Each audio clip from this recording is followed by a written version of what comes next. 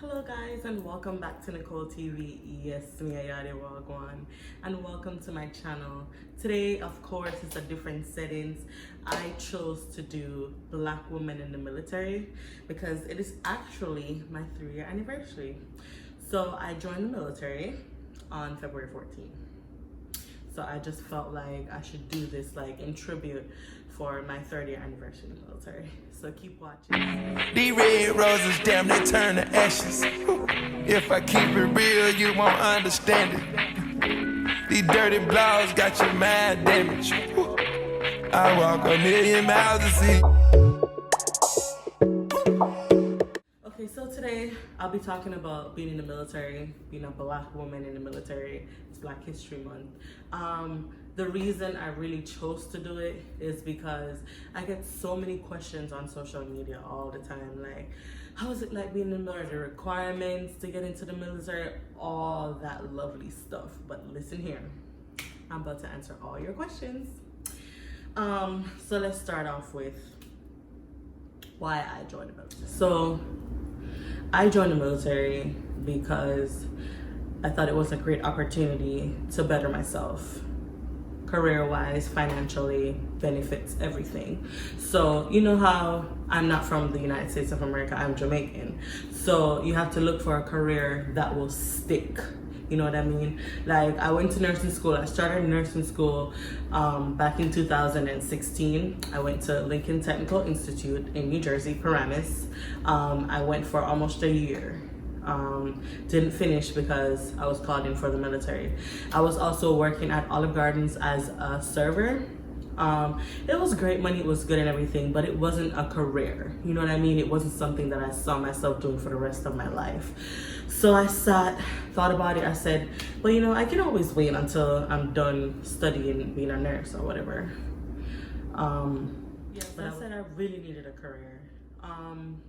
So after doing all the training and stuff like that, you know, my recruiter said, okay, the next step is to do the ASVAB.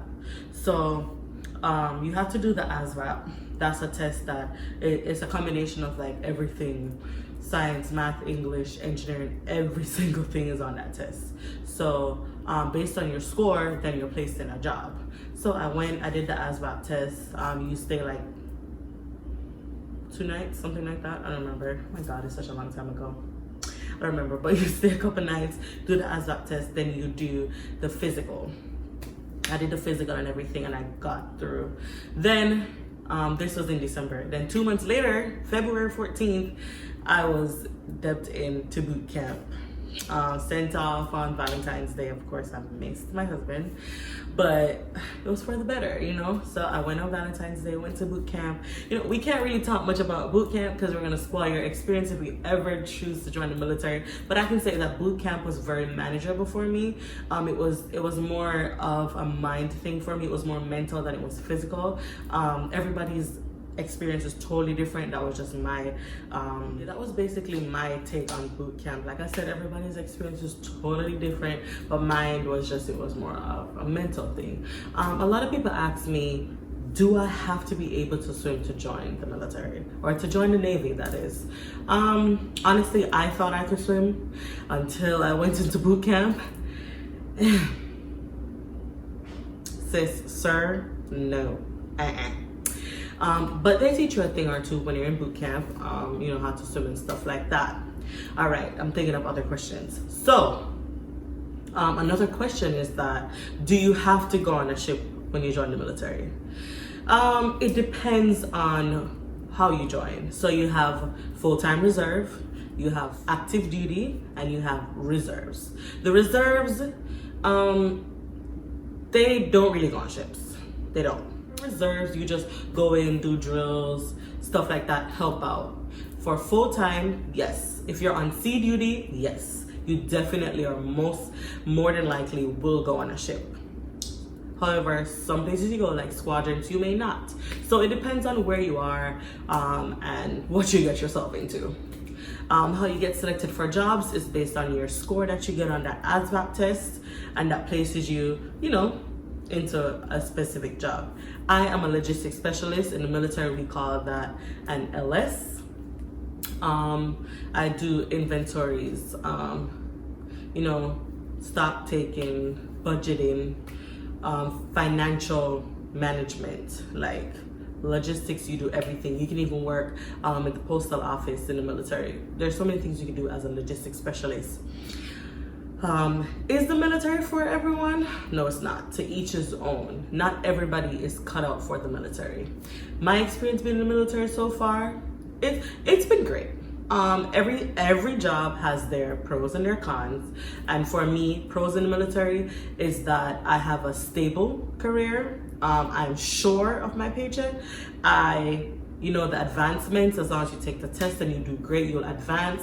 And it's a great environment.